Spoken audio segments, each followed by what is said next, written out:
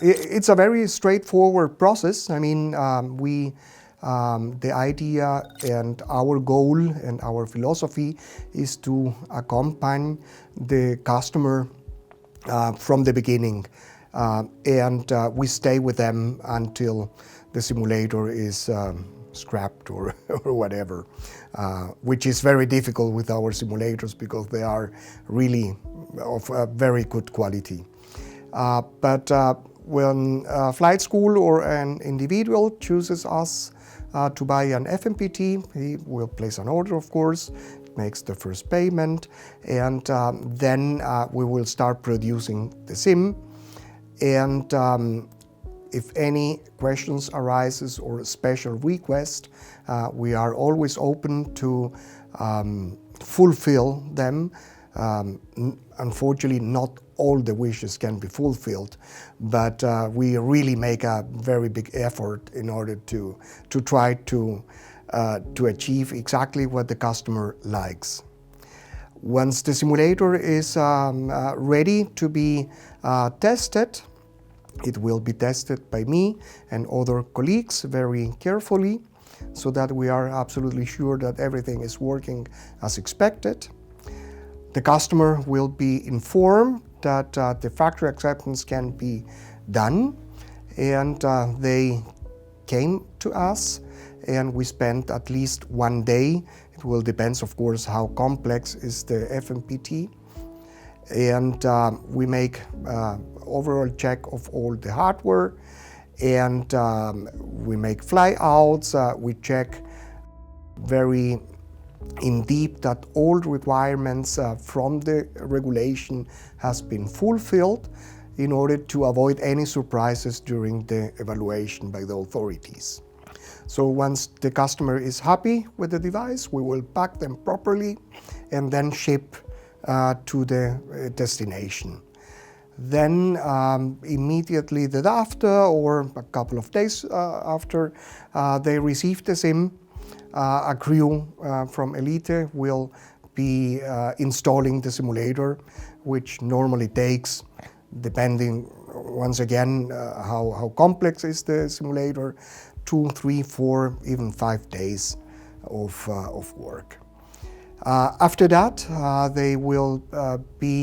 we execute the on-site acceptance. That means that we proceed the same way as on the factory acceptance and check that everything went well during the transport, that there's no damage, and all the hardware works as it should. And the same for the software and so on. We are in constant talk with the customer in order to activate the process with the local civil aviation authorities so that the simulator can be certified not in a very long time after the installation in the customer premises. First, you have to submit an application. We help the customer how to fulfill this application. It will be sent to the Civil Aviation Authority where correspondingly. And usually in the case of the EASA area, that means whole of Europe, normally it takes about 3 months from the application when it has arrived to the authority. And so we are always trying to match more or less with the installation. That means that the evaluation will take place maybe a couple of weeks after the installation. So just we try to make everything sure to speed up the process as much as possible. And then the authority will review all the documentations that we send through the customer. That means we can talk maybe later about this, the QTG documentation mainly, and the documents of the flight simulation training device itself. That means a software manual, operating manual, etc. So once this documentation has been approved by the authority, then normally a date is fixed to perform the initial evaluation. Normally the initial evaluation takes 2, 3 or 4 days, once again depending on the complexity of the sim. And the authorities send normally 2 people, the technical inspector and the flight inspector, and they make an inspection of the objective parts. That means mainly how the simulator behaves, and there are some objective testing that should be done. We have the tools to do that objective testing. In most of the cases are fully automatic. Some tests, because of the nature of the test, should be done manually, but they are very, very easy to execute. And the flight inspector then make a flight out, which is normally a 2 or 3 hours uninterrupted flights where all possible functions are tested. That means normal checklist, abnormal and emergency checklists that can be applied on the sim. Also, they test also malfunctions, how are they working, if circuit breakers are mounted, how are they behaving, etc. And at the end, there is a report made by the authorities with the different findings or observations that have been made to the sim. And depending on which category are these findings, there are some unserviceable recommendation for approval, there are some reservations, and of course there are also items that should be fixed in order to get the certification.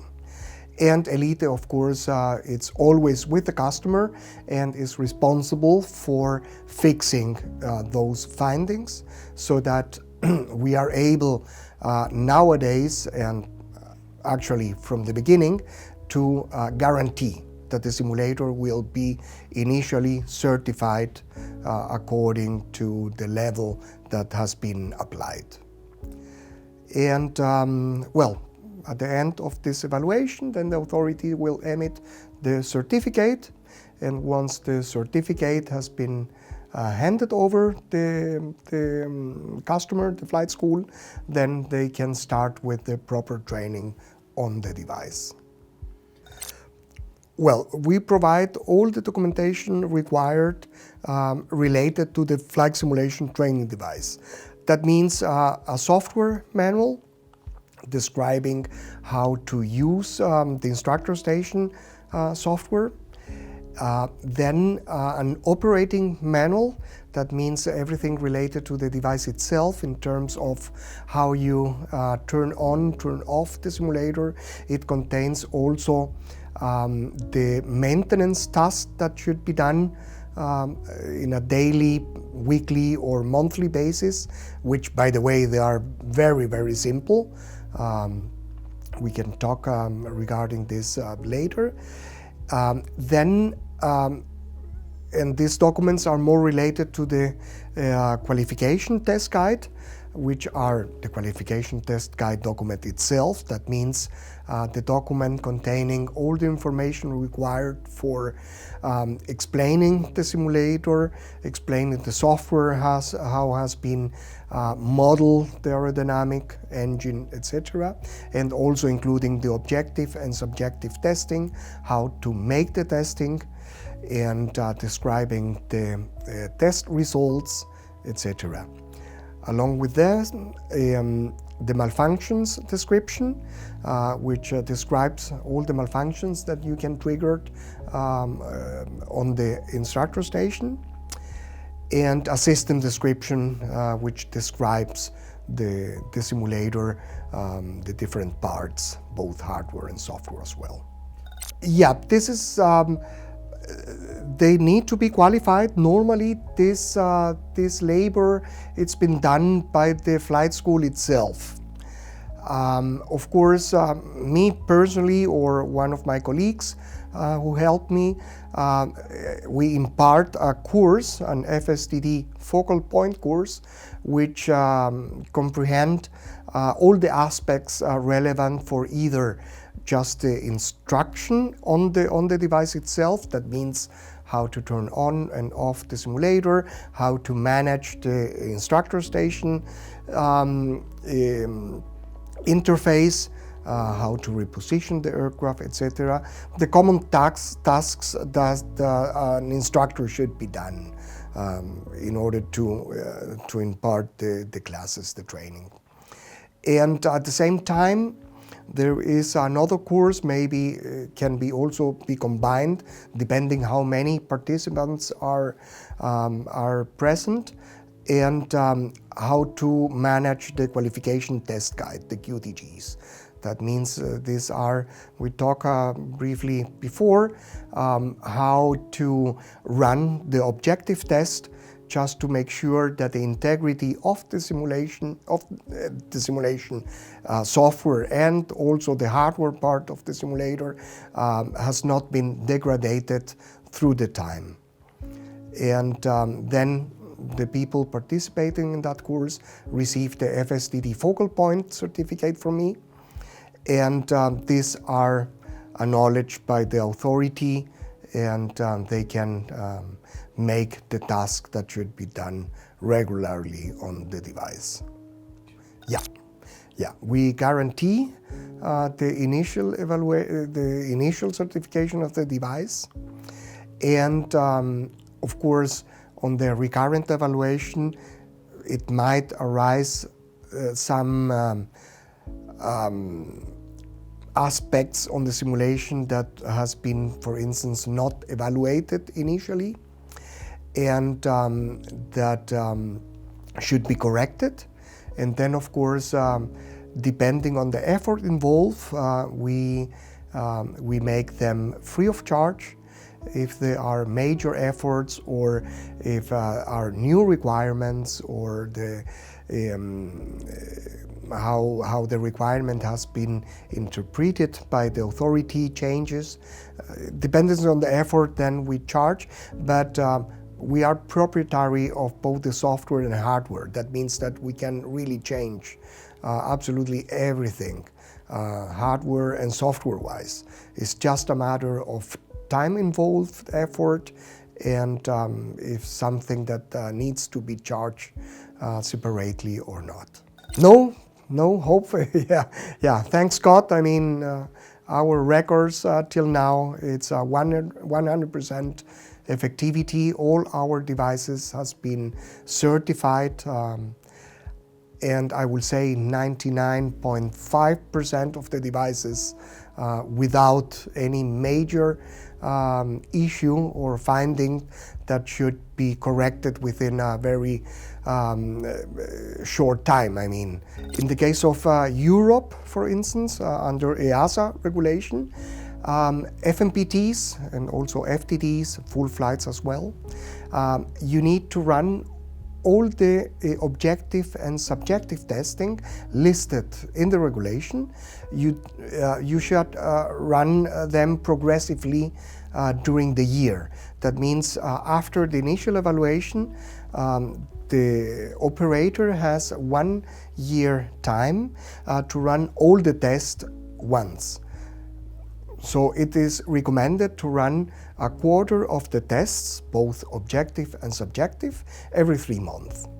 Because in the case of the EASA and FMPTs and FTDs and full flights, after the initial evaluation, every year the simulator should be re-evaluated, and it's called recurrent evaluation, which is pretty much simpler than the initial, of course.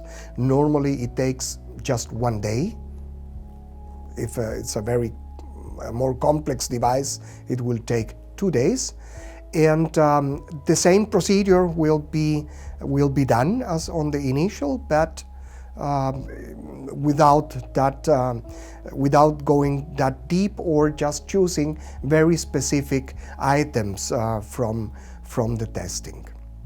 So, and we are always with the operator during the years, helping how to, if they forgot how to run some of the QTGs or whatever, they always can come to us, and we will clear the doubts and answer all of the questions. In the case of other countries, for instance, there is no requirement of running those QTGs, but of course the instructor in charge of the sim imparting the classes, he needs to make sure that both the hardware and the software are running how it is expected. I mean, so it will depend on the countries and certification levels.